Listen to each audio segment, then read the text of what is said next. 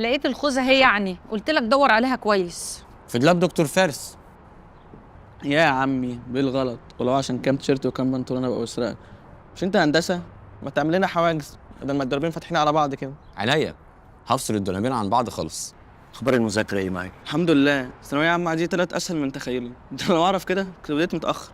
طب انا عايز نفسك طويل بقى وتفضل على كلامك كده للاخر. حاضر يا ابو. انا مبسوط من درجاتك ونظامك اللي انت عامله لنفسك. اتحرك انا عشان ما اتاخرش عن الشغل. استنى يا بابا، خدني معاك في سكتك للشغل. ما العربيه فين يا بابا؟ العربيه في الجراج، انا قلت اركنها واروح واجي بالمواصلات، والخشونه اللي عندي في الركبه دي سبب قعده العربيه. يبقى العربيه عملتها معاك تاني.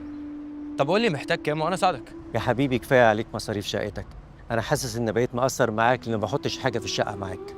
طب قول لي بس العربيه محتاجه كام وانا هساعدك. العربيه تمام وربنا هيرزق وهصلحها. اخوك فارس اولى بكل قرش يدخل البيت، ما ينفعش استخسر فيه حاجه زي ما عملت معاك. وبعدين الاتوبيس اهو بيعدي من اخر الشارع، هيعدي على الموقع عندك وعلى الشركه عدي. وبالمره فرصه تحكي لي عن خطيبتك. يلا.